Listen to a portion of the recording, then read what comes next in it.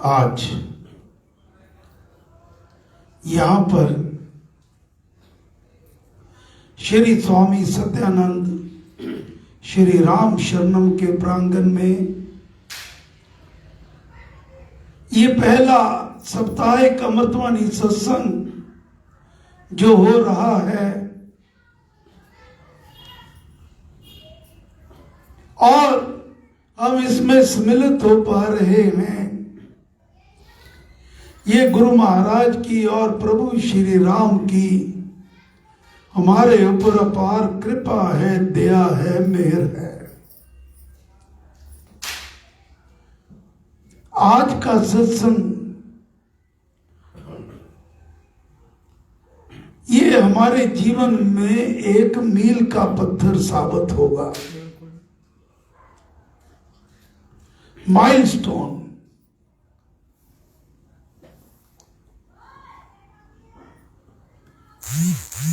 बहुत लंबी तपस्या के बाद पहले 54 वर्ष श्री राम शरणम में महाराज ने अपने चरणों में रखा, सेवा का अवसर दिया। फिर पिछले 5 वर्ष से श्री राम नाम सेवा सदन के रूप में राम नाम का प्रचार और सेवा कार्य करवा रहे हैं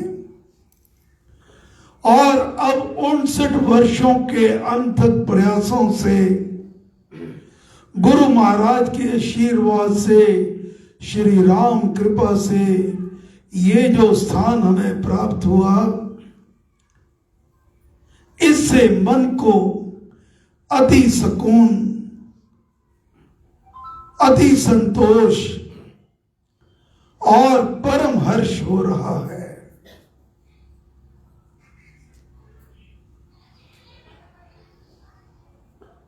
पिछले 5 वर्ष से हम कभी कहीं कभी कहीं कभी कहीं सत्संग कर रहे थे, लेकिन आज गुरु महाराज ने हमें जो स्थान हमारे लिए निश्चित किया, अब हम वहां पहुंच गए हैं।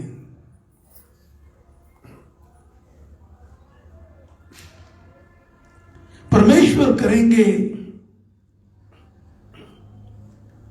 जो निर्माण कार्य थोड़ा बचा है, अति शीघ्र वह भी पूरा हो जाए, विधिवत रूप से यहां पर श्री स्थान जी की स्थापना हो जाए।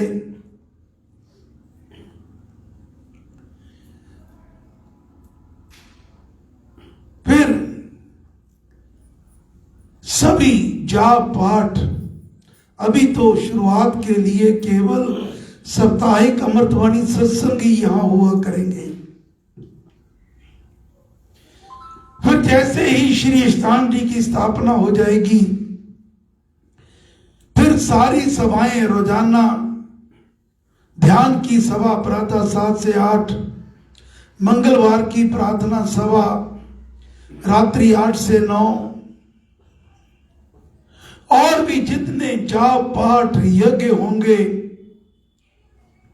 सभी इसी स्थान पर ही हुआ करेंगे। डिस्पेंसरी भी अति शीघ्र इधर आ जाएगी, उसका विस्तार होगा। मन में भाव है फिजियोथेरेपी सेंटर भी बने, अपनी पैथ लैब भी बने, और जितने आसपास के बच्चे हैं उनके लिए शिक्षा का भी प्रबंध हो सके। ये सपना परम पूजनीय संत श्री नर केवल बेदी जी महाराज ने 26 नवंबर 2000 को तेजली श्री राम शरणम में उसका नींव रखते हुए ये सबके सन्मुख ये रखा था। ये गुरु महाराज का ये आशीर्वाद है, श्री राम कृपा है।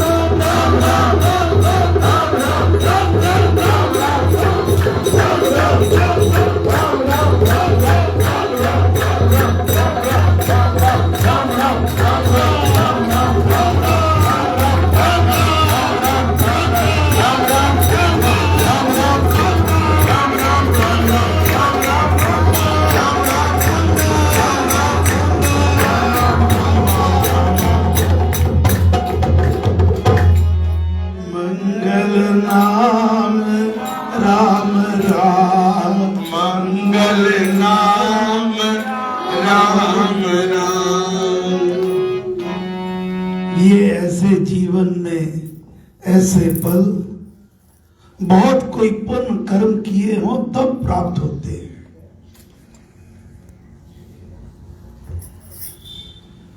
संत महापुरुष कहते हैं ये मानव जन्म पाकर दो ही उद्देश्य बना लेना। एक तो प्रभु श्री राम की भक्ति, ये केवल इसी जन्म में संभव है, और 84 लाख जुनिया सभी भोग जुनिया हैं, केवल यही एक जुनी है। यहां पर आप प्रभु श्री राम की भक्ति करके प्रभु श्री राम को ही पा सकते हो। अपना परम कल्याण करके जिनको मोक्ष की इच्छा होती है वे मोक्ष को प्राप्त करते हैं। और हमें तो महाराज ने मार्ग बताया कि हमें मोक्ष की कामना नहीं है, हमें तो यही प्रार्थना जांचना करनी है, हे भगवान हमारा बार बार जन्म हो, बार बार आपके सेवा करने का, राम कार्य करने का सुअवसर प्राप्त हो, स्वयं भी राम नाम जपे और औरों को भी इसके लिए प्रेरित कर सके। हे भगवान ऐसी हम पर कृपा करना। जितना इस जीवन की श्वासें आपने दी है, आखिरी श्वास तक राम कार्य कर सके, ऐसी कृपा करना, मेहर करना, दया करना। आगे आपके हाथ में होगा, जैसे आपकी इच्छा। रंग बदल जाएगा, रूप बदल जाएगा, नाम बदल जाएगा, लेकिन ये कार्य नहीं बदलेगा।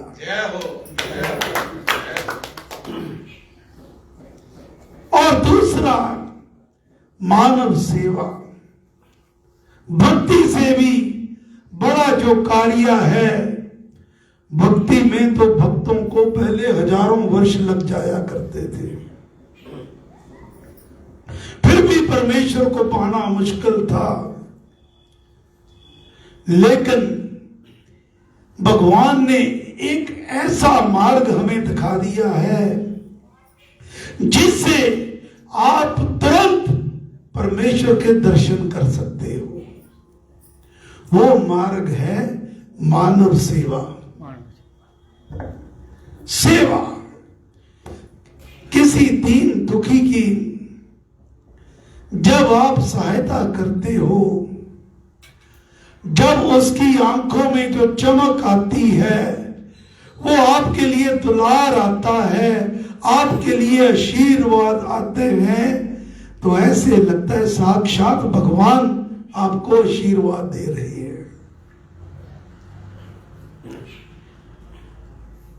ये तो पक्की बात है कि ये सेवा खुश नसीबों को मिलती है, लेकिन सेवा के भी कुछ नियम हैं।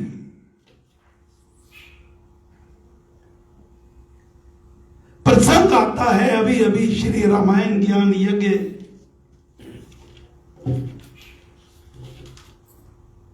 पूर्ण हुआ है।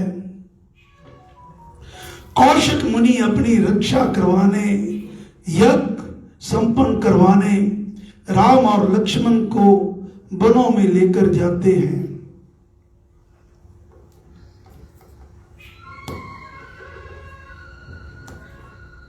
तो रघुनाथ जी, बहुत सुंदर प्रसंग है, बाल कांड 11वां सर्ग, उसकी कुछ चपाइयां।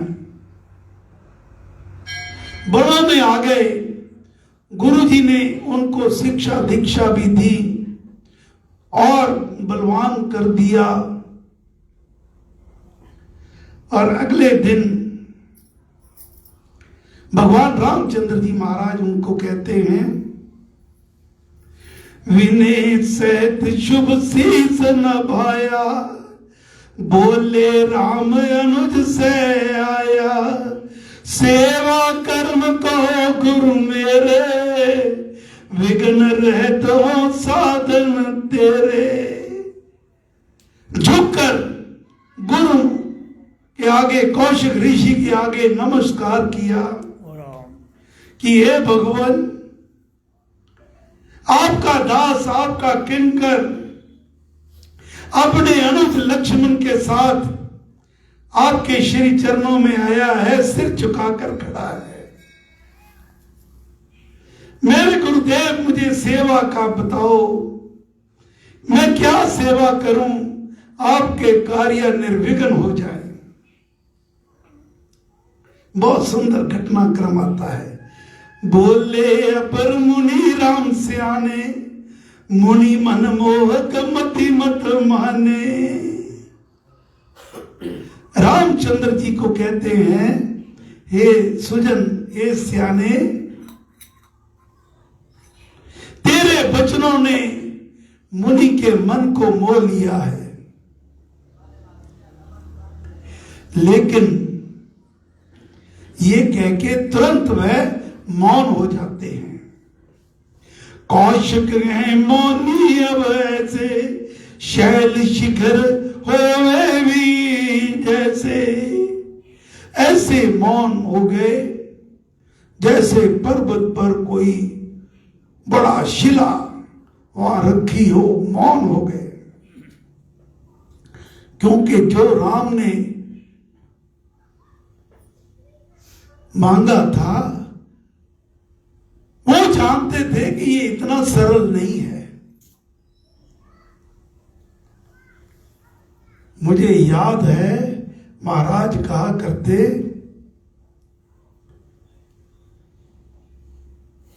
कि सेवा होना, सेवक होना बहुत कठिन कार्य होता है।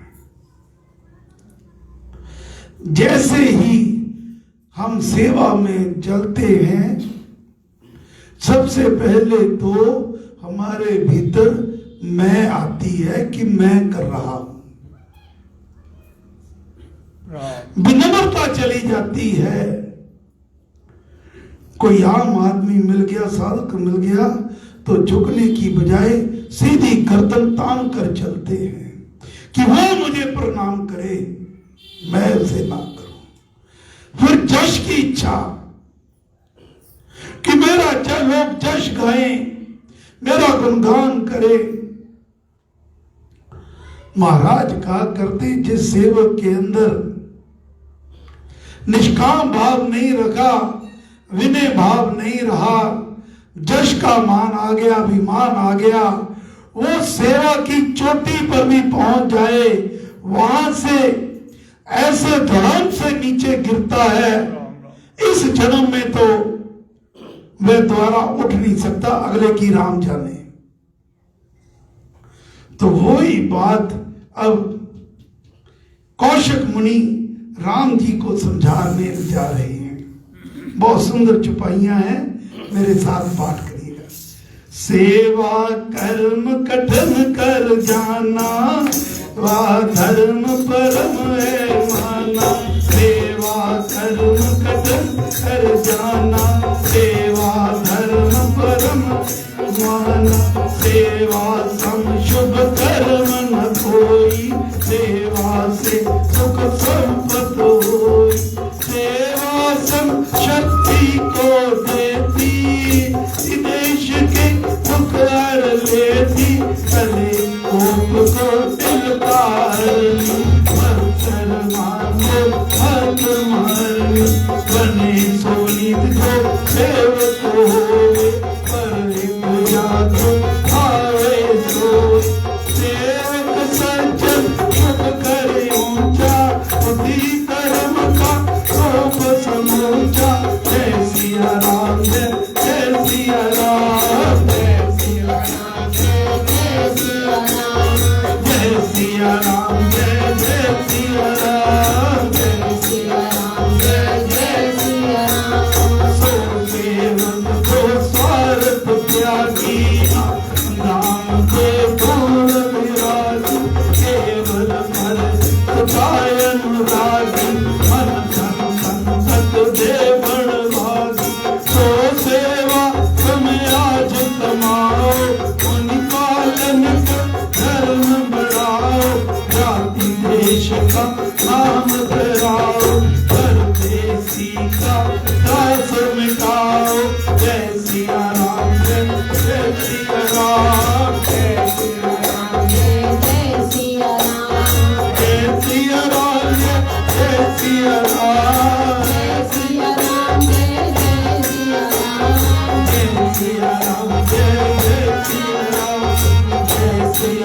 राम जय।